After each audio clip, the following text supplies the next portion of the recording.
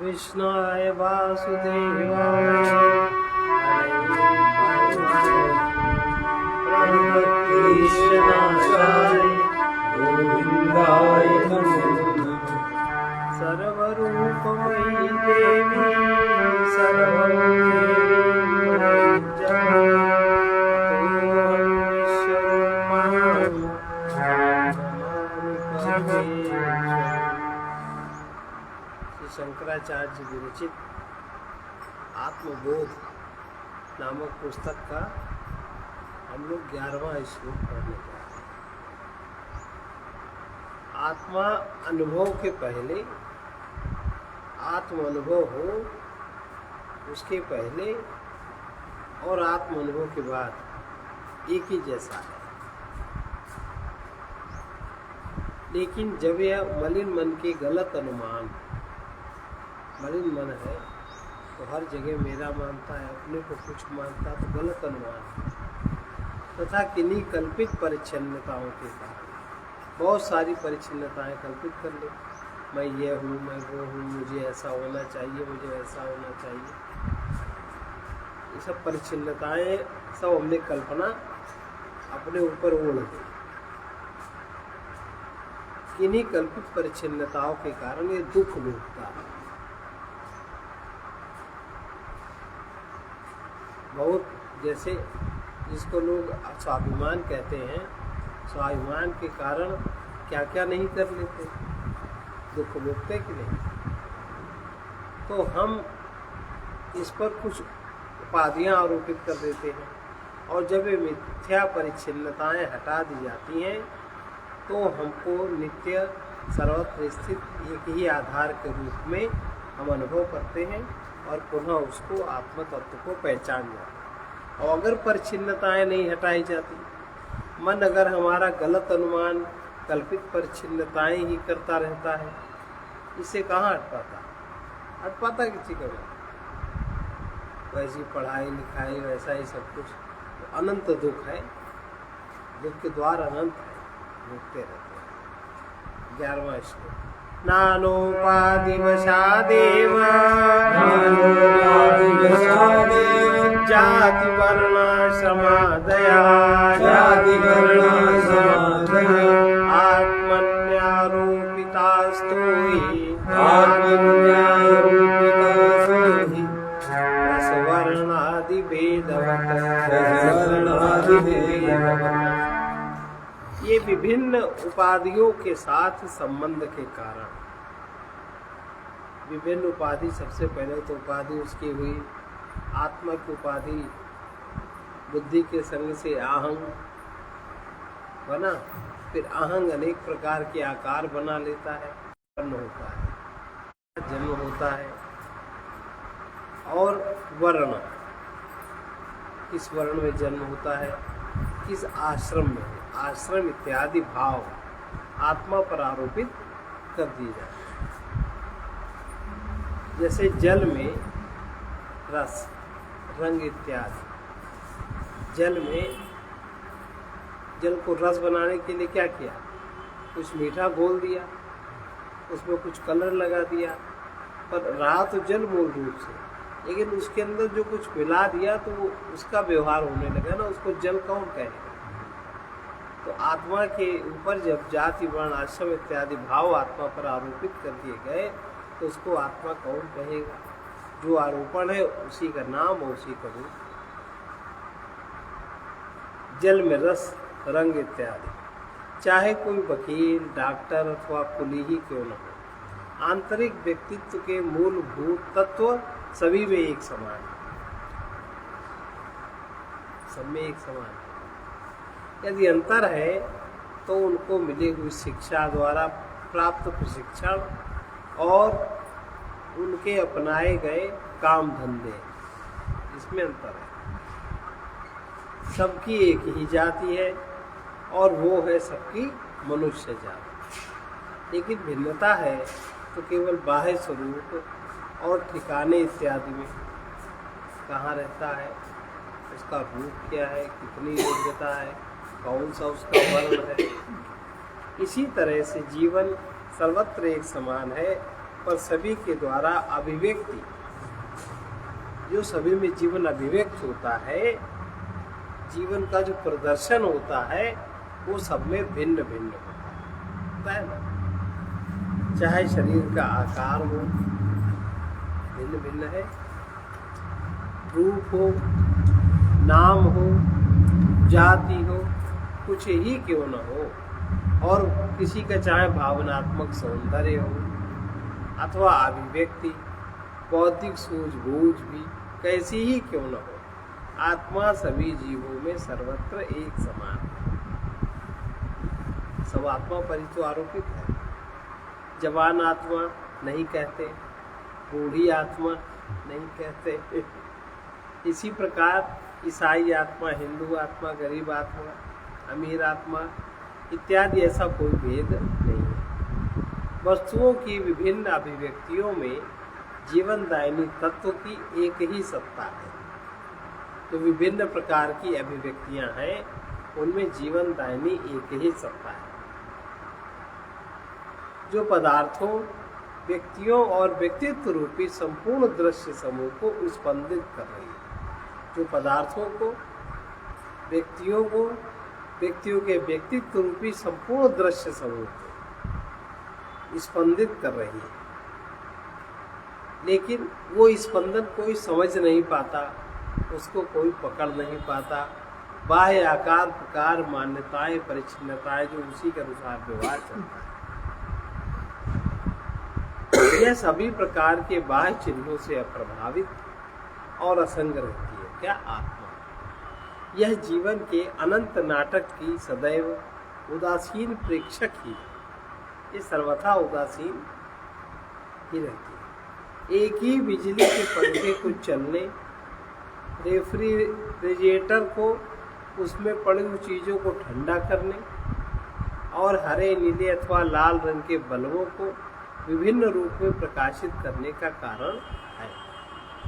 जब एक ही शक्ति विभिन्न यंत्रों में से गुजरती है तो उसकी अभिव्यक्ति में अंतर होने के कारण अनजान व्यक्ति उनके ऊपर आकार के अनुसार विभिन्न नामों से पुकारते हैं। किंतु बिजली का जानकार ये जानता है कि वे सभी एक ही शक्ति पर आधारित, तो वो मूल रूप से उस शक्ति को आधार मान के काम करता है, और बाकी दूसरे लोग उस शक्ति को आधार मान के काम नहीं करते। जल का अपना कोई रंग नहीं है, यद्यपि उसमें किसी विशेष अंश का रंग सफेद, किसी दूसरे का पीला, किसी तीसरे का लाल भी हो सकता है, क्योंकि प्रत्येक अंश इस बात पर निर्भर करता है कि उसमें विजातीय द्रव्य कितना मिला है। किसी का लाल, किसी का पीला और किसी का सफेद, अन्य कलर हो सकता है, क्योंकि उसका प्रत्येक अंश, जितने भी अलग अलग कलर है, वो इस बात पर निर्भर करते हैं कि उसमें विजातीय द्रव्य कितना मिला है।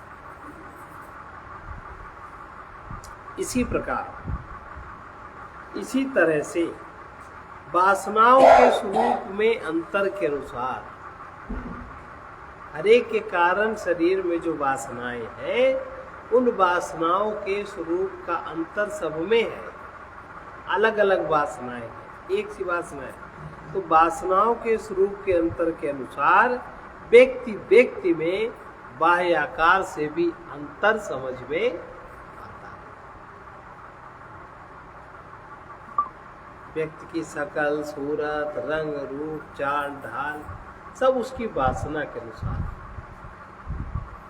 कोई सुंदर है, कोई बहुत खराब है, कोई मध्यम है, कोई उत्तम है, कोई अधम है। तो जिसकी जिस तरह की वासनाएं हैं कारण शरीर में, उन वासनाओं का व्यक्तिकरण उसके शरीर पर होता है।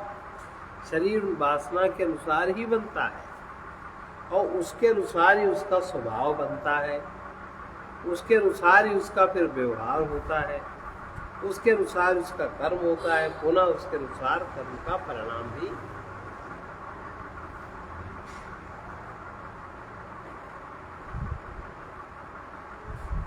तो ये वासनाओं के स्वरूप में अंतर के अनुसार व्यक्ति व्यक्ति में भी अंतर दिखाई देता है, यदि हम उपाधि जनित दोषों को हटा देते हैं, अगर हम सब वासनाओं को हटा दें तो सबके अंतर में एक ही अंतरात्मा सब में ओतप्रोत है, वो समझ में आएगा।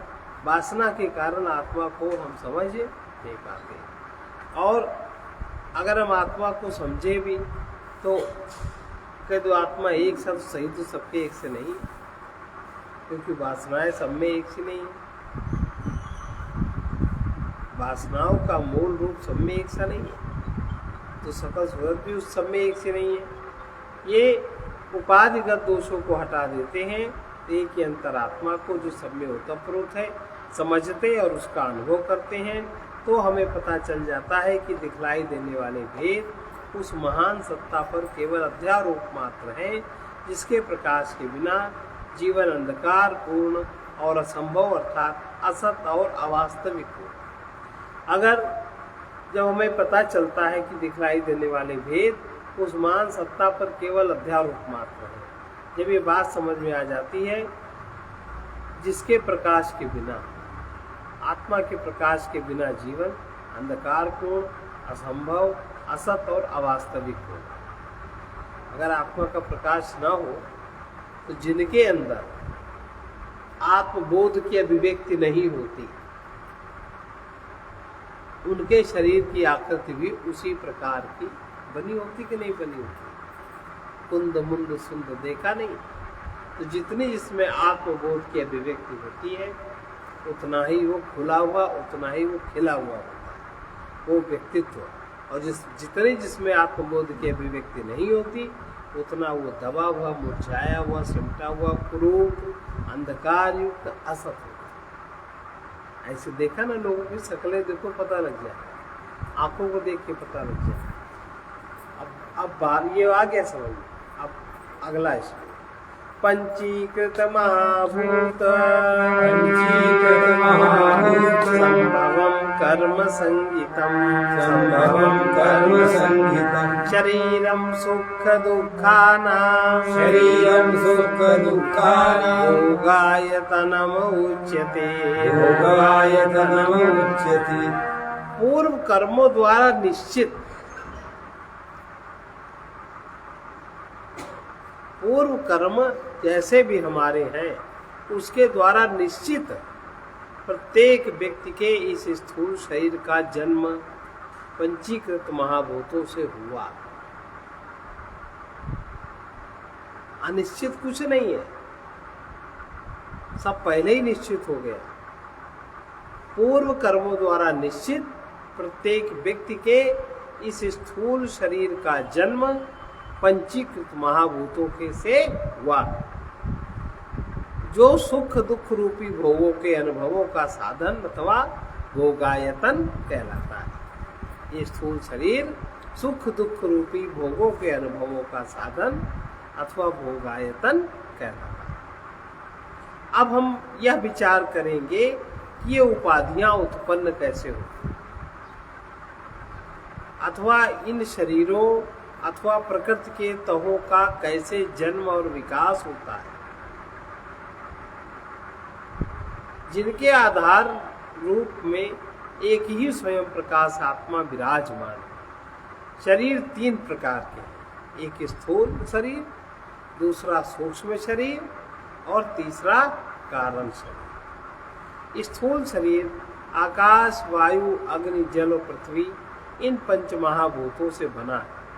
मृत्यु के पश्चात शरीर की विघटन की अवस्था का विचार करो।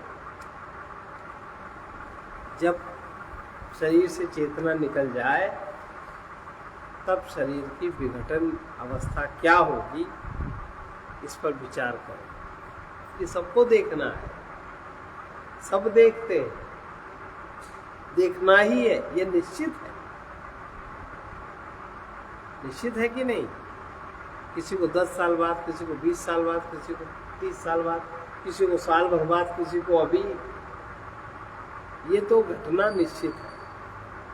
शरीर की विघटित अवस्था, तो उसका अभी विचार करके देखो उस समय कैसा होगा, उस समय आप किस स्थिति में होंगे। उस समय पे स्थिर होने के लिए खड़े होने के लिए आपने अपने जीवन को किस तरह से जिया, आपने क्या कमाई की कि सारा समय व्यवहार में सुख लेते लेते ही बीत गया, व्यवहार करते करते ही बीत गया, मेरा तेरा करते करते ही बीत गया। उस समय की अवस्था पे विचार करो, उस समय तुम कहाँ खड़े होगे, उस समय तुम्हारे साथ क्या होगा।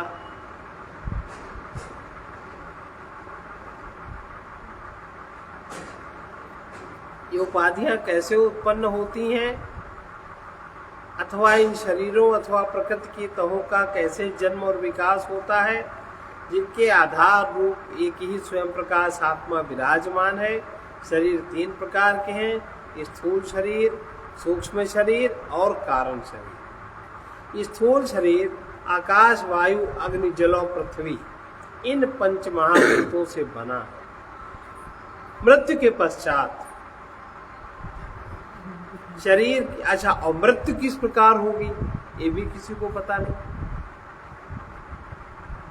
मृत्यु किस प्रकार किसकी होगी, क्या कोई मृत्यु के लिए तैयार है? स्कूटर से आ रहे हैं, मोटरसाइकिल से आ रहे हैं, ट्रक में टक्कर लगी, ट्रक के पहिए के नीचे स्कूटर और शरीर दोनों आ गए, क्या इसके लिए कोई तैयार रहता है? अकस्मात मृत्यु के लिए कभी कोई प्राणी तैयार नहीं होता, चाहे एक्सीडेंटल मृत्यु हो और चाहे स्वाभाविक मृत्यु हो, तैयारी कभी नहीं होती। तो मृत्यु के बाद हम जिस स्तर पे खड़े होंगे, हम जहाँ खड़े होंगे और शरीर की ये विघटित अवस्था हमारे सामने होगी, जो हमने सारे कर्म उस शरीर के लिए करे, अच्छे बुरे, लेना देना, पाना खोना, शरीर के लिए किया, वही शरीर एक किनारे विघटित होके पड़ा है, विभिन्न प्रकार के रूप आकार। उस मृत्यु के पश्चात शरीर के विघटन की अवस्था का विचार करो एक बार। जैसे ही उष्णता शरीर से निकल जाती है, शरीर बर्फ की भांति ठंडा हो जाता है, ये फूल भी जाता है और इसमें से दुर्गंध आने लगती है। जो अभी तक वही सुगंधित वायु थी, जो अभी तक शरीर ऊर्जा से युक्त था, अग्नि तत्व उसमें था, उसका एक टेम्परेचर था, उसमें उसको एक आपके वातावरण से आत्मसात करने की स्वतः क्षमता थी।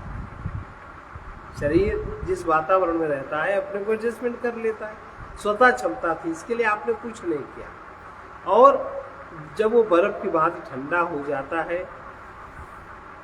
ये फूल जाता है, वायु तत्व के निकलने से ये दुर्गंध छोड़ने लगता है, बदबू आने लगती शरीर से, और शीघ्र ही इसका क्षय एक रसदार तत्व के रूप में, जल के रूप में होने लगता है। शरीर में व्याप्त आकाश पुनः अपने मूल तत्व में वापस लौट जाता है, शरीर बिखरने लगता है, कहीं कोई उसमें संबंधन नहीं रहता। सभी प्रकार की उत्पत्ति में यही शरीर की बात नहीं है, किसी प्रकार का भी आकार अगर आपके सामने है, एक फूल है, फूल तोड़ करके और उसी फूल को आप 2 दिन बाद देखो, 3 दिन बाद देखो, उसकी भी वही स्थिति हुई, 8 दिन बाद देखो, 10 दिन बाद देखो, वो भी मल के रूप में परिणत हो जाएगा, हो जाता है। तो जितने भी दृश्य पदार्थ हैं, घटनाक्रम के हिसाब से सबका परिणाम, जहाँ वो मूल रूप से हटते हैं, जहाँ उनमें से चेतना हट जाती है या चेतना से आप हटा दीजिए, सबकी वही स्थिति होती है। सभी प्रकार की उत्पत्ति में स्थूल का जन्म सूक्ष्म से होता है। आपका स्थूल शरीर आपके सूक्ष्म शरीर के अनुसार बनता है, उससे बनता है, अटंडम नहीं बन जाता। जैसे कहते हैं उसकी शकल उसके माता की तरह, उसकी शकल उसके बाप की तरह, किसी तरह नहीं होती शकल, कहाँ होती? और हमारी शकल हमारी माता की तरह की पिताजी की तरह, कहीं नहीं, किसी की नहीं होती, सब अपने अपने हिसाब से होते हैं। तो सभी प्रकार की उत्पत्ति में स्थूल शरीर का जन्म सूक्ष्म से होता है। और हम सब जानते हैं कि कारण व्यक्ति, कारण कार्य के पहले होता है, पहले कारण होता है तब कार्य होता है, हम सब जानते हैं ना। पंचीकरण के सिद्धांत में यह बहुत ही विस्तार पूर्वक बताया गया कि कैसे इन पंच महाभूतों की उत्पत्ति होती है, कैसे इनका मिश्रण होता है और सूक्ष्म तन्मात्राओं से स्थूल भूतों का कैसे जन्म होता है। पंच महाभूत हैं आकाश, वायु, अग्नि, जल और पृथ्वी। उनके स्थूल रूप, उनका ये जो सूक्ष्म 5 तत्व हैं जो हमको दिखाई नहीं पड़ते, सूक्ष्म शरीर जिनसे बना, इसीलिए स्थूल शरीर से जब सूक्ष्म शरीर निकल जाता है तो किसी का सूक्ष्म शरीर दृष्टिगत नहीं होता, क्योंकि ये पंचभूत सूक्ष्म आकार के हैं। जो शुद्ध पंचभूत है एकदम सूक्ष्म है, किसी को दिखाई नहीं देते। इसी कारण से किसी का भी, अब कहो इतने आकाश में लाखों सूक्ष्म देहे हो पर कहाँ दिखाई पड़ रहा है? इस खंबे से उस खंबा दिखाई पड़ रहा है। और सूक्ष्म देह का शुद्धता के कारण, सूक्ष्मता के कारण नहीं दिखाई देते। उसके स्थूल रूप धारण करने की 5 निश्चित वैज्ञानिक प्रक्रियाएं हैं। प्रथम प्रक्रिया है वे अपने निजी शुद्ध रूप में रहते हैं, 5 तत्व निजी शुद्ध रूप में रहते हैं। द्वितीय प्रक्रिया है पंचभूतों की प्रत्येक तन्मात्रा की 2 बराबर भागों में विभाजित होने की प्रवृत्ति होती है। पंचभूतों में जितनी भी तन्मात्रा है, गुण है, 2 बराबर भागों में विभाजित होने की प्रवृत्ति स्वतः होती है। तृतीय प्रक्रिया है वे 2 बराबर भागों में बट जाती है। जब स्थूल शरीर बनता है माँ के गर्भ में, तो सारी प्रक्रियाएं होती, लेकिन ये बात किसी को भी पता नहीं चलती। वरना स्थूल शरीर बना कैसे?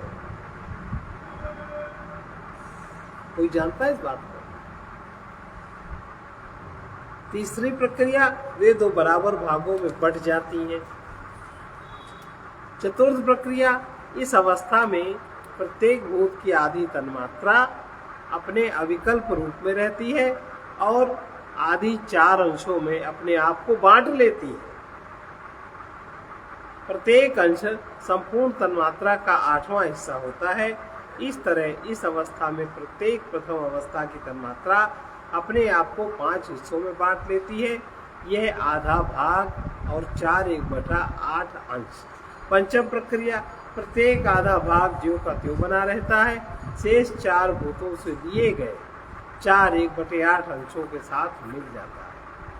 इस प्रकार से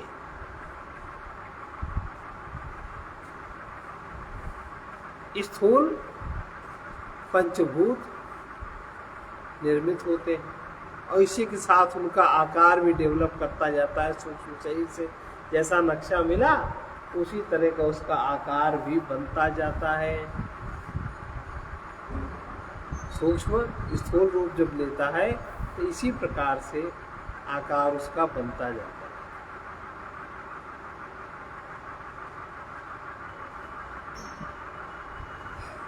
स्थूल भूतों की उत्पत्ति इस तरह होती है।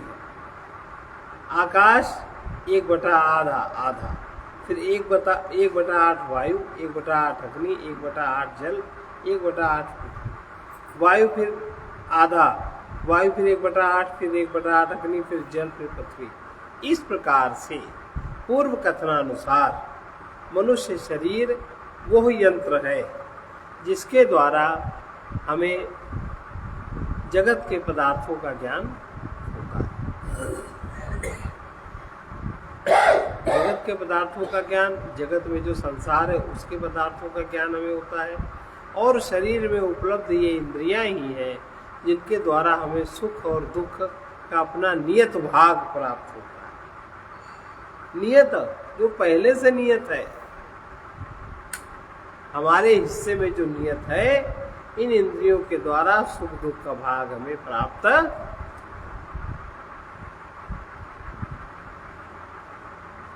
बताओ इससे ज्यादा वैज्ञानिकता और क्या होगी? और हम हर चीज को मानते चले जाते हैं। हर चीज में खींचते चले जाते, ऐंठते चले, ये सब दोष है सूक्ष्म शरीर के, अज्ञान जन्य सब दोष है। सुख दुख का अपना नियत भाग प्राप्त होता है, जो हमारे जीवन की सफलता और असफलता का मापदंड है। इस भौतिक शरीर भोगायतन अनुभव क्षेत्र में प्राप्त होने वाले सुख और दुख के भोग हमारे अपने पूर्व कर्मों द्वारा निश्चित होते हैं, निश्चित होते हैं पूर्व कर्मों द्वारा।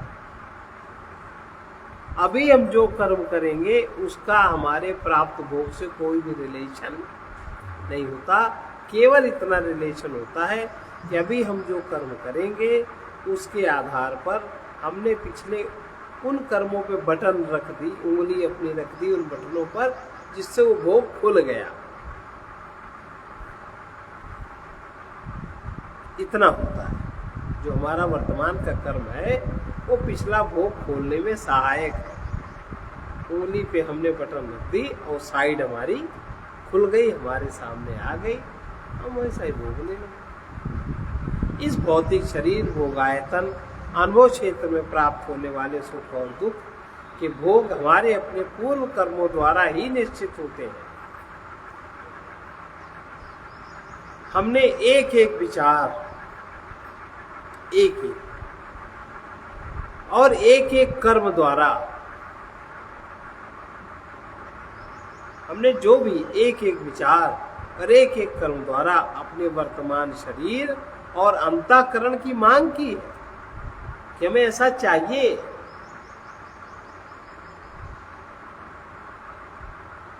बिना उसके नहीं हो गया, और जैसा चाहिए हमने वैसा ही कर्म किया है, उसके परिणाम स्वरूप वही परिस्थिति हमारे सामने निर्मित हो गई।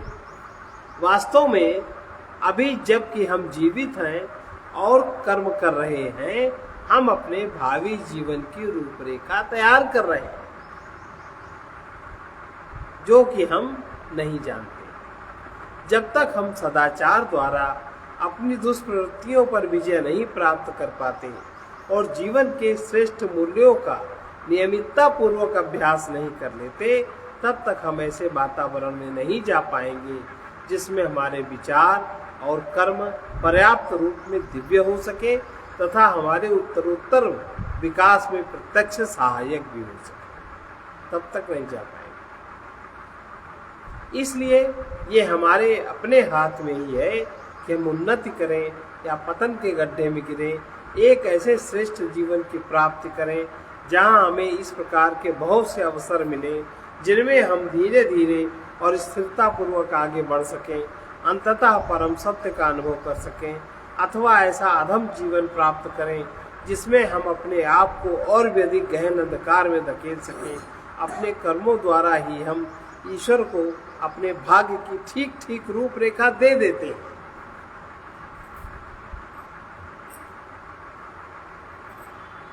और हमारी उसी रूपरेखा के अनुसार ही इस शरीर रूपी भोगायतन की रचना कर दी जाती है तथा वो उस परम दयालु सर्वशक्तिमान दिव्य पिता द्वारा हमारे सुपुर्द कर दिया जाता है। अब इसको चाहे जैसे करो। अगला श्लोक। लेकिन हम लोग इस बात को नहीं समझते कि हमें क्या मिला, कैसे मिला, इसका मिसयूज न करें। अगला श्लोक। पंच प्राण मनोबुद्धि दशेन्द्रिय समन्वितम् अपंचीकृत भूतोत्थम सूक्ष्मांगम भोग साधनम। अब अपंचीकृत सूक्ष्म भूतों से उत्पन्न जो अपंचीकृत पंच महाभूत हैं, जो हम लोग को दिखाई नहीं पड़ते, जो इसीलिए लोगों के सूक्ष्म शरीर नहीं दिखाई पड़ते, अपंचीकृत सूक्ष्म भूतों से उत्पन्न 5 प्राण, 10 इंद्रियां, 5 ज्ञान इंद्रियां, 5 कर्म इंद्रियां, मन और बुद्धि से मिलकर ये सूक्ष्म शरीर भोग का साधन है। वो भोगायतन है, भोग का कक्ष है, भोग का क्षेत्र है, और ये भोग का साधन है। पेड़ पौधों तथा पशुओं की निम्न योनियों और मनुष्य तथा देवताओं की उच्च योनियों में बहुत अंतर है।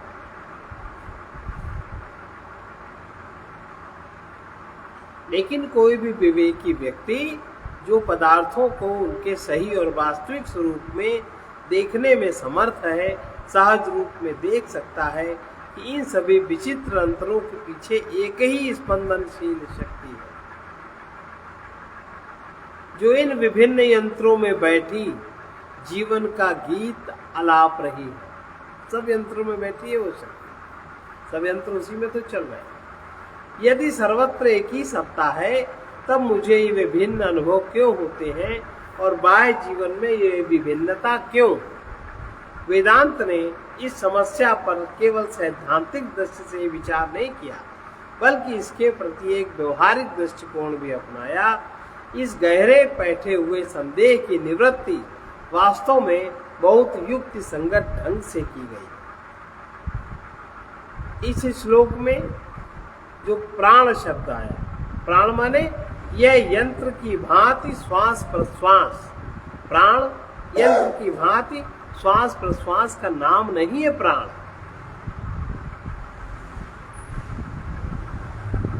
प्राण को ठीक ठीक पहले समझना चाहिए। प्राण किसे कहते हैं?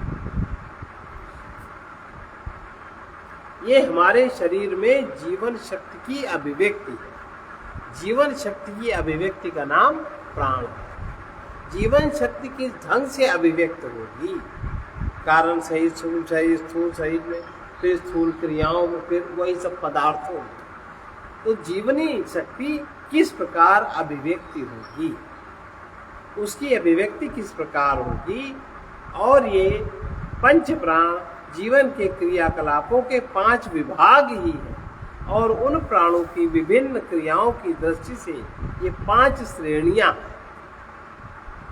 जीवनी शक्ति को व्यक्त करने के लिए वे हैं। प्राण वो जीवन शक्ति है जो हमारे विभिन्न प्रकार के इंद्रिय ज्ञान का ग्रहण और नियमन करती है। प्राण शक्ति, इस महान शक्ति के कारण ही इंद्रियों में जीवन है।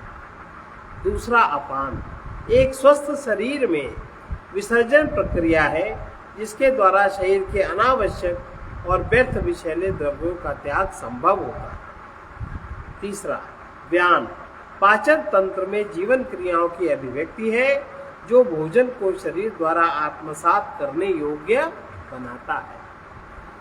चौथा समान, जैसा कि स्वयं शब्द से ही स्पष्ट है, पचाए गए अन्न का प्रत्येक अंग की तात्कालिक आवश्यकता के अनुसार समानता और न्यायपूर्वक पूरे शरीर में विभाजन करता है। जब हम लकड़ियां काट रहे होते हैं या और कठिन काम कर रहे होते हैं, पत्थर तोड़ रहे होते हैं, तो अन्न का अधिकतर भाग हमारे हाथों को मिलता है। जिस अंग से हम क्रिया करते हैं उस अंग में हमें ज्यादा शक्ति मिलती है।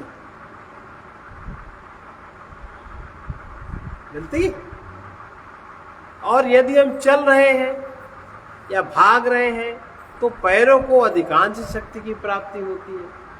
ये सब अपने आप होता है। पांचवा उदान, ऊपर उठने और ज्ञान के नए क्षेत्रों में झांकने की वो क्षमता है जिससे वर्तमान गलत धारणाओं को हटाकर उनकी जगह नई धारणाओं और अनुभवों को दी जा सकती है। अर्थात विचारों में ऊंचा उठने या नीचे गिरने की हमारी क्षमता कितनी है, हम कितने उच्च विचार कर सकते, कितने निम्न विचार कर सकते, हम विचारों में कितना गिर सकते, इसकी जो क्षमता है वो उदान प्राण से, उदान प्राण का विकसित रूप हरेक में देखने को नहीं मिलता। आप में जो वृत्ति है आप उसी के घूमते रहते हो, 20 साल बाद भी वही आप में वृत्ति हो। आप में उदान क्षमता बहुत कम है। जो आप गलत को शीघ्रता से हटा दो और नए को, ऊंचे को शीघ्रता से आप आत्मसात करो। जिनमें उदान प्राण डेवलप होता है उनमें ये क्रिया बहुत जल्दी होती है। जैसे एक ही केंद्रीय सरकार नई दिल्ली में स्थित होकर संपूर्ण देश पर शासन करती है, इसी तरह एक आत्मा ही वो जीवन तत्व है जो हृदय गुफा में स्थित होकर संपूर्ण शरीर पर शासन करता है। पूर्व कथनानुसार शरीर पर शासन विभिन्न प्राणों द्वारा ही होता है। जैसे एक ही सरकार में विभिन्न मंत्री अपने विशेष विभागों का कार्य करते हुए उसी एक ही सरकार की अभिव्यक्तियां हैं, इसी प्रकार इस शरीर में जीवन शक्ति की अभिव्यक्तियां 5 प्राण हैं। प्राण विभिन्न प्रकार के इंद्रिय ज्ञान को ग्रहण करता है। 5 प्रकार का जो इंद्रिय ज्ञान है प्राण उसको ग्रहण करता है। भौतिक शरीर में वो स्थान जहां से हमें इंद्रिय ज्ञान होता है, अपने आप में इंद्रिय नहीं है। भौतिक शरीर में वो स्थान जहां से हमें इंद्रिय ज्ञान होता है वो अपने आप में इंद्रिय नहीं है। उदाहरण के लिए 2 आंखें, आपको लगता है चक्षु इंद्रिय है, लेकिन ये चक्षु इंद्रिय नहीं। 2 आंखें वे साधन है जिनके द्वारा देखने की शक्ति बाहर निकलती है, और वास्तविक देखने की शक्ति तो यथार्थ में मन बुद्धि रूपी उपाधि में ही स्थित है। वास्तविक इंद्रिय मन बुद्धि रूपी उपाधि में सूक्ष्म शरीर में स्थित है। जब तक मन इंद्रियों के संपर्क में नहीं आता तब तक कोई भी ज्ञान संभव नहीं होता है क्या? मन एक बार एक ही इंद्रिय का कार्य कर सकता है। आप कहो एक बार में आप 4 कार्य कर लो तो नहीं कर सकते। जब तक मन इंद्रियों के संपर्क में नहीं आता तब तक कोई भी ज्ञान संभव नहीं है। गहन विचार में मग्न या नींद में सोया मनुष्य अपने पास खड़े व्यक्ति को भी न देखता है और न पहचानता ही है, क्योंकि उसका मन सामने की वस्तु को देखने के लिए आंखों से बाहर नहीं आना चाहता।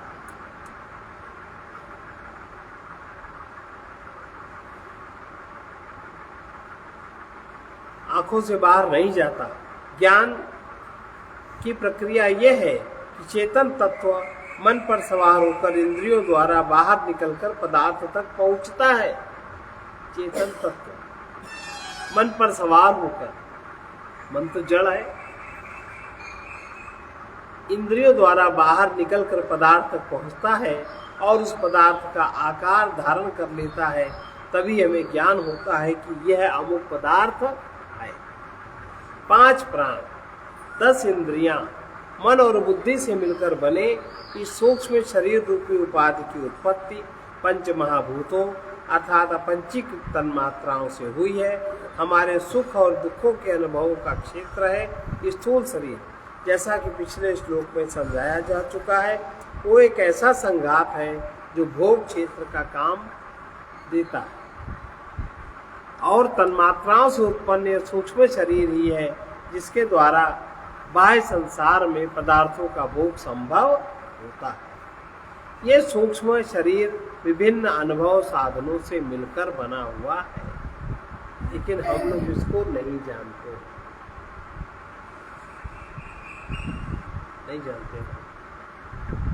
अब आगे आइए।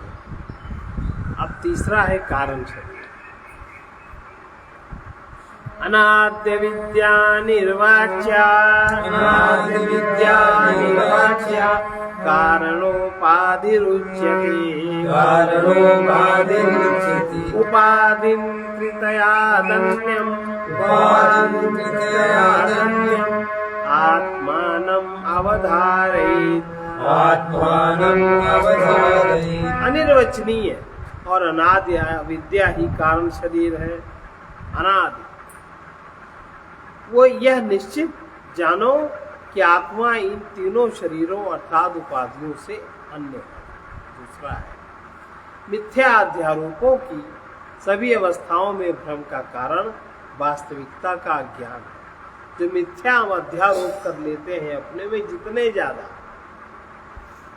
जितना ज्यादा हम अपने ऊपर मिथ्या अध्यारोप कर लेते हैं और उनमें स्थिर हो जाते हैं, मिथ्या अध्यारोपों की सभी अवस्थाओं में भ्रम का कारण वास्तविकता का अज्ञान ही है। वास्तविक बात को जाने बिना हमारे मिथ्यारोप अनेक प्रकार के हो जाते हैं। जैसे खंबे में भूत की प्रतीति, मिथ्या अध्यारोप है और भ्रम हो गया। मिथ्या अध्यारोप की सभी अवस्थाओं में भ्रम का कारण वास्तविकता का अज्ञान है। जैसे खंबे में भूत की प्रतीति और इसी से मिथ्या धारणाओं का आरंभ हुआ। एक हुआ जैसे रस्सी में सांप की प्रतीति और मिथ्या धारणा का आरंभ हुआ। जैसे जगत में मेरे की प्रतीति है ना, मैं और मेरे की प्रतीति, ये मिथ्यारोप है कि नहीं? जब सत्य का ज्ञान नहीं होता, ये इसी से मिथ्या धारणाओं का आरंभ होता है। जब सत्य का ज्ञान नहीं होता, वही अविद्या है। जब किसी पदार्थ की वास्तविकता हमारे अहंकार के कारण आच्छादित हो जाती है, पदार्थ की वास्तविकता हमारे अहंकार के कारण आच्छादित हो जाती है, ये आवरण, अविद्या से आवरण। तो हम अपनी ही मिथ्या कल्पनाएं माने, जैसे पदार्थ की वास्तविकता आच्छादित हो गई, आवरण पड़ गया।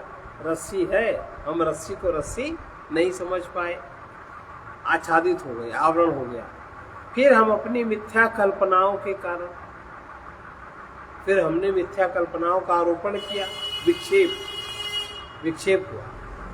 फिर हम अपनी मिथ्या कल्पनाओं के कारण उसे ठीक नहीं समझ पाते, अनेक प्रकार की कल्पनाएं करते हैं और उसको ठीक से समझ नहीं पाते, और इसी को अध्यास कहते हैं। ठीक ना समझ पाना ही अध्यास है। जब बुद्धि अज्ञान से आच्छादित हो जाती है तो मन अपने लिए घोर विषाद की कल्पना करते हुए व्याकुल हो जाता है। जब बुद्धि अज्ञान से आच्छादित हो जाती है, बुद्धि को वास्तविकता का ज्ञान नहीं होता, तो मन अपने लिए घोर विषाद की कल्पना करते हुए व्याकुल होने लगता है। जब अज्ञान के आवरण से आत्मा का ज्ञान नहीं होता तो अविद्या, तो यह मिथ्या धारणा होने लगती है कि प्रकृति के विभिन्न आवरण ही आत्मा है। जब आत्मा का वास्तविक ज्ञान नहीं होता, अज्ञान के आवरण से आत्मा का ज्ञान नहीं होता, तो यह मिथ्या धारणा होने लगती है प्रकृति के विभिन्न आवरण ही आत्मा है। इन परतों के साथ तादात्म्य होने से मिथ्या जीव भाव की उत्पत्ति हो जाती है, मैं हूँ। और यही संसार के दुख और पीड़ाओं का भोक्ता बनता है। केवल अज्ञान, जबकि वो किसी प्रकार की भ्रांति की उत्पत्ति नहीं करता, केवल अज्ञान किसी प्रकार की भ्रांति की उत्पत्ति नहीं करता, साक्षेप आनंद की अवस्था, साक्षेप अज्ञान, साक्षेप आनंद की अवस्था। हम नहीं जानते, हम अपना आनंदित है, कोई फर्क नहीं पड़ता। गहरी नींद में हमारी आनंद विहीन आनंद अवस्था इसका उदाहरण है। कुछ ज्ञान नहीं होता, परम आनंद है कि नहीं? जब हम केवल अविद्या में होते हैं, तब हमें ना तो आत्मा का और ना अनात्मा का ही ज्ञान होता है। ना आत्मा का ना अनात्मा का। तो आत्मा का स्वभाव आनंद है, वो अपना आनंद में रहता है। यह विद्या कारण शरीर है,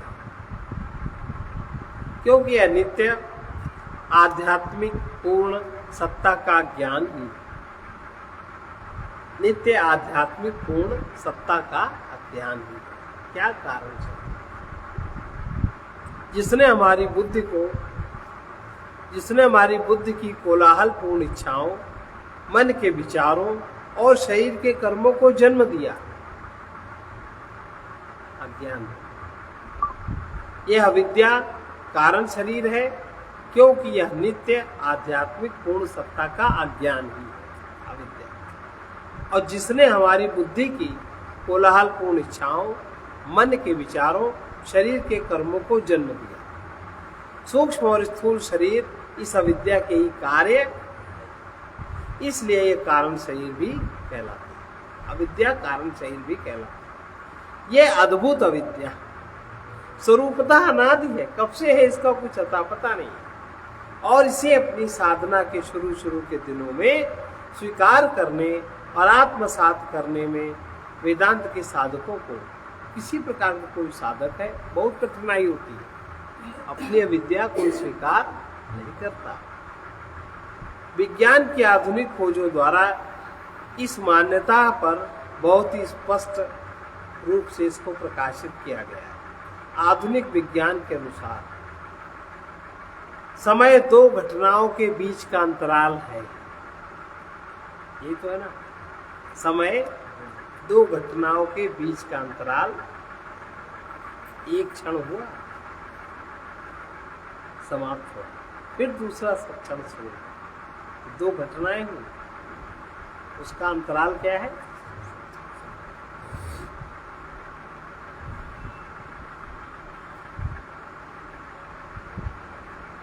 जो दार्शनिक विचारों से संबंधित ग्रंथों में इसकी बहुत ही विस्तृत ढंग से व्याख्या की गई है, जो संभवतः हमें अधिक समझ में आती है। समय दो अनुभवों के बीच का अंतराल है। किसी भी अनुभव के लिए तीन तत्व आवश्यक है। किसी भी बात का अनुभव के लिए तीन तत्व होने चाहिए। एक तो अनुभवकर्ता माने ज्ञाता, और दूसरा ज्ञेय अनुभवगम्य, जिसका आप अनुभव करेंगे। और इन दोनों के बीच का जो अनुभव, जिसको ज्ञान कहते हैं, तो इन तीन चीजें आवश्यक है। इसलिए मन बुद्धि साधन अर्थात ज्ञाता के सामने प्रथम अनुभव के लिए विषय जगत अर्थात ज्ञेय का होना बहुत जरूरी। अकेले बिंदु का पर मापने के लिए कुछ भी दूरी नहीं होती। बिंदु का से खा तक में दूरी होती है, केवल एक का है, उसमें कोई दूरी नहीं है। का से खा तक में दूरी होती है। जब पहले अनुभव का अंत होता है, जिसका ज्ञान दूसरे अनुभव पर होता है। पहले अनुभव के अंत का ज्ञान दूसरे अनुभव पर होता है ना, तभी समय की प्रथम इकाई का हमें अनुभव होता है। प्रथम अनुभव में भी जहाँ समय नहीं है, हमें जगत के पदार्थों को देखने, उन्हें महसूस करने, उन पर विचार करने के लिए शरीर, मन और बुद्धि रूपी साधनों की जरूरत तो होगी। यदि समय से पूर्व अनुभव में आई सृष्टि थी, तो इसमें अनुभव के लिए ज्ञान साधनों का होना जरूरी है। अविद्या सूक्ष्म और स्थूल परतों का कारण, जो सूक्ष्म परतें बनी, जो स्थूल परतें बनी, इसका कारण क्या है? अविद्या। सूक्ष्म शरीर बना, स्थूल शरीर बना, इसका कारण है कारण शरीर अविद्या, है ना। इसलिए समय द्वारा भी इसका, अविद्या सूक्ष्म और स्थूल परतों का कारण है, इसलिए समय द्वारा भी जो इसका कार्य है, ना तो इस अविद्या को मापा और ना इसे सीमित किया जा सकता है। ये तो ऐसे है कि जैसे पौत्र अपने दादा से कहे, दादा आप मुझे मेरी दादी की शादी में क्यों नहीं ले गए। ऐसे ही है ना, स्थूल वाला कहे कि हम कारण को समझेंगे, देखेंगे कैसे हुआ, तो वही बात है। अविद्या समय से पूर्व है और अनादि, इस प्रकार ही समय से पूर्व है, अनादि। इस अविद्या को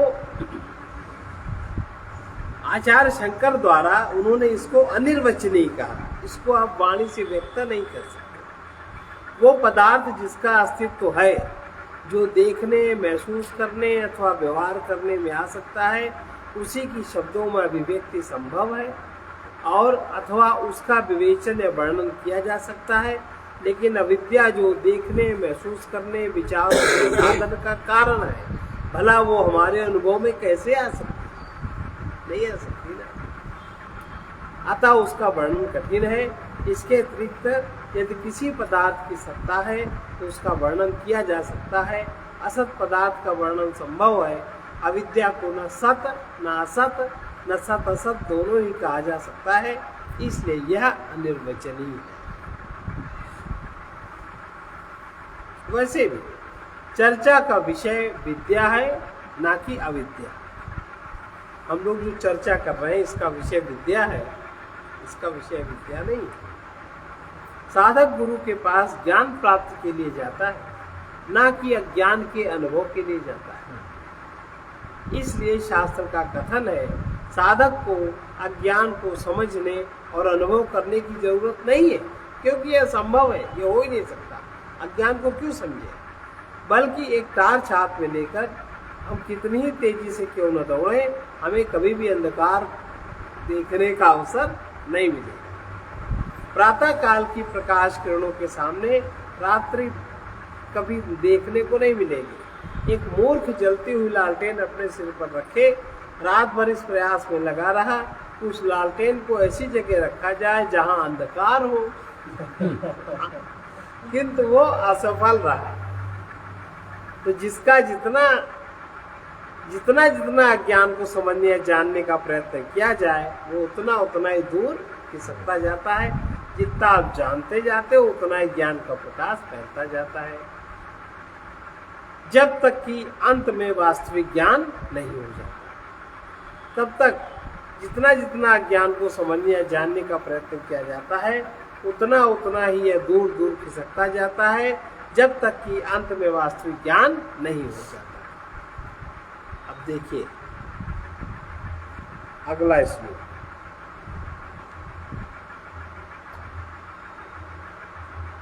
पंचकोशादियोगेन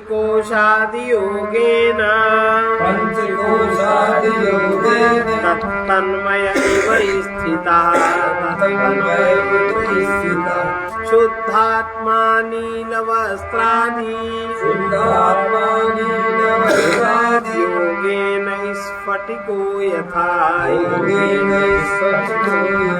विशुद्ध आत्मा पंच कोशों के तादात्म्य से तन्मय हुआ सा प्रतीत होता है, जैसे स्फटिक मणि नील वस्त्र आदि के संयोग से वैसे ही रंग की दिखती। यहाँ हमारे इस प्रश्न का उत्तर दिया जा रहा है कि कैसे पूर्ण निर्मल आत्मा अशुद्ध और अपूर्ण होकर मलिन हुआ सा प्रतीत होता है। आत्मा नित्य शुद्ध है और सर्वत्र सम है, ना तो यह जगत के अपरिच्छिन्न पदार्थों से और न प्रकृति की इन विभिन्न परतों से ही मलिन होता है। सत्य संबंधी हमारे अज्ञान के कार्य है। तथापि यह मिथ्या कल्पना करने लगते हैं कि अपरिवर्तनशील परम सत्ता जब इंद्रियों और मन के द्वारा जीवन रूप में अभिव्यक्त होती है तो अपूर्ण पदार्थों के साथ अपने संबंध के कारण विभिन्न उपाधियों से परिच्छिन्नता को प्राप्त होकर पंचकोशों के दुर्गंध ग्रहण करते। रज्जु पर आरोपित सर्प का विष, रज्जु पर आरोपित सर्प का विष आधारभूत रज्जु को विषाक्त नहीं कर सकता। कल्पित भूत के ओठों का खून निर्दोष खंबे पर किसी प्रकार का धब्बा नहीं छोड़ सकता। एक स्वच्छ शीशे का गिलास उस मेज कोष के रंग को ग्रहण कर लेता है जिस पर वो रखा है। इसी तरह शुद्धात्मा पंचकोशों के साथ तादात्म्य कर भ्रम के कारण पंचकोशों को ही अपना वास्तविक स्वरूप मानने लगता है। मन उसी को वास्तविक स्वरूप मानने लगता है। पंचकोश ये पहला अन्नमय कोश, दूसरा प्राणमय कोश, तीसरा मनोमय कोश, चौथा विज्ञानमय कोश, पांचवा आनंदमय कोश। मनुष्य के व्यक्तित्व को उसके विभिन्न क्रियाकलापों के आधार पर सुविधानुसार 5 तहों में बांटा जा सकता है। वो तह ये 5 कोश कहलाते हैं। वे पंचकोश कौन कौन से हैं, अभी इनका वर्णन अगले इस श्लोक में किया जाएगा।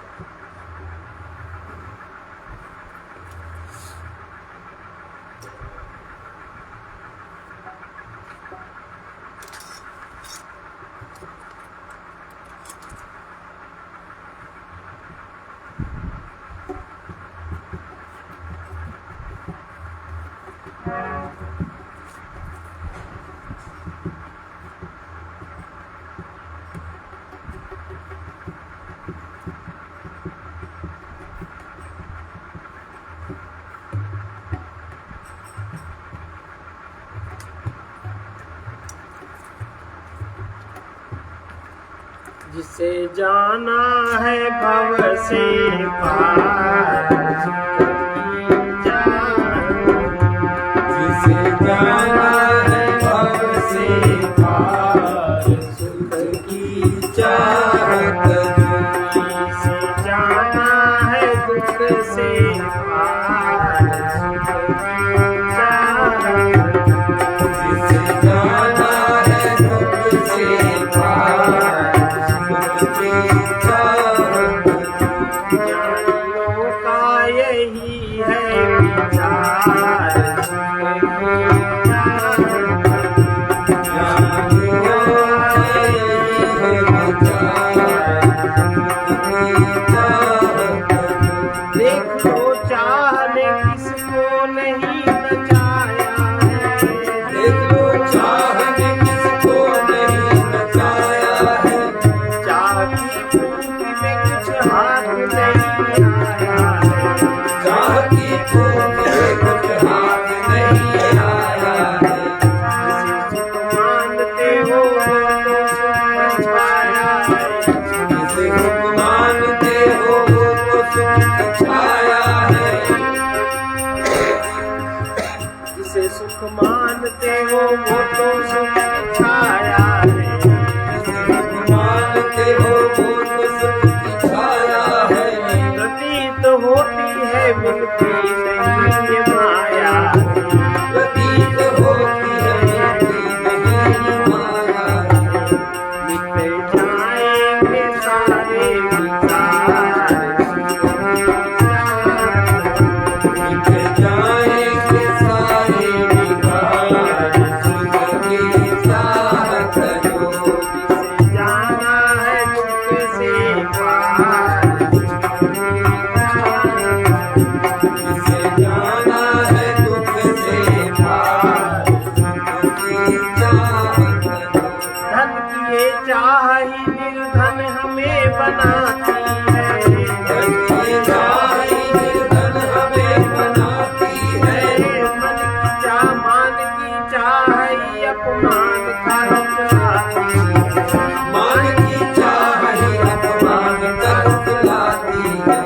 भोग की चाह ही तो रोग में फंसाती है, लोग की चाह ही तो लोग में फंसाती है। चाह के रहते कहीं चैन नहीं आती है। चाह के रहते कहीं चैन नहीं आती है। दुखियों से यही है पुकार, सुख की चाहत। दुखियों से यही है पुकार, सुख की चाहत जो। जिसे जाना है भव से पार, सुख की चाहत। जिसे जाना है भव से पार, सुख की चाहत जो। चाह मिट जाए तो सब दुख मिटे जीवन में, चाह मिट जाए तो सब दुख मिटे जीवन में। चाह मिट जाए तो चिंता न रहे कुछ मन में। चाह मिट जाए तो चिंता न रहे कुछ मन में। चाह मिटते ही चित्त लय हो सत्य चिदघन में, चाह मिटते ही चित्त लय हो सत्य चिदघन में। चाह के रहते शांति मिलती नहीं घर मन में। चाह के रहते शांति मिलती नहीं घर मन में। यदि करना है प्रभु से प्यार, सुख की चाहत जो। यदि करना है प्रभु से प्यार, सुख की चाहत जो। जाना है भव से पार, सुख की चाहत। जिसे जाना है भव से पार, सुख की चाहत जो। चाह के पीछे जीव भार सदा ढोता है, चाह के पीछे जीव भार सदा ढोता है। चाह पूरी नहीं होती कभी होता है। चाह पूरी नहीं होती है कभी होता है। चाह रहते भला निश्चिंत कौन सोता है, चाह रहते भला निश्चिंत कौन सोता है। चाह को छोड़ दे बस वही मुक्त होता है। चाह को छोड़ दे बस वही मुक्त होता है। खुला सबके लिए ये द्वार, खुला सबके लिए द्वार, सबकी चाहत जो जाना है दुख से पार। जाना है दुख से पार, सबकी चाहत जो चाह मन में कहीं दर्द नहीं, दाह नहीं, चाह मन में कहीं दर्द नहीं, आह नहीं, आह उठने के लिए रहती है फिर राह नहीं, आह उठने के लिए रहती है फिर राह नहीं।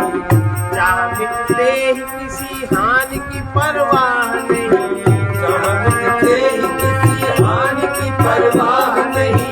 वो शहंशाह है जिसमें रही कुछ चाह नहीं, वो शहंशाह है जिसमें कोई चाह नहीं।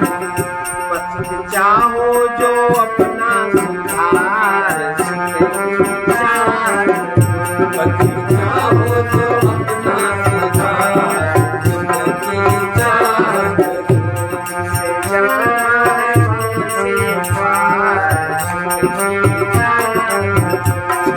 जाना है भव से पार, जिंदगी चाहत ज्ञानियों का यही है विचार, ज्ञानियों का यही है विचार, जिंदगी चाहत से जाना है मन से पार, जाना है भव से इसका संत वचन है स्वरूप के अज्ञानवश। अभी जो हम लोग सुन रहे थे, स्वरूप के अज्ञानवश अपने से भिन्न जो कुछ है उसमें सुख मानने के कारण उसकी चाह होती है। असली बात है, अपने से जो कुछ भिन्न है उसमें सुख मानने के कारण उसकी चाह होती है। और जब तक सुख के अंत में पूर्ण दुख नहीं होता तब तक सुख की चाह का त्याग भी नहीं होता। जिसे आनंद अनुभव होता है वही सुख की चाह का त्याग कर पाता है। जो पा जाता है वही संसार से मिलने वाले सुख की चाह को छोड़ देता है। सर्वे भवन्तु सुखिनः, सर्वे भवन्तु सुखिनः, सर्वे सन्तु निरामयाः, सर्वे सन्तु निरामयाः, सर्वे भद्राणि पश्यन्तु मा कश्चित् दुःखभाग् भवेत्। कृष्णाय वासुदेवाय हरे परमात्मने प्रणतक्लेशनाशाय गोविन्दाय नमो नमः। असतो मा सर्वमय तमसो मा ज्योतिर्गमय पूर्वानन्दमय। ॐ पूर्णमदः पूर्णमिदं पूर्णात् पूर्णमुदच्यते पूर्णस्य पूर्णमादाय पूर्णमेवावशिष्यते। ओम शांति शांति।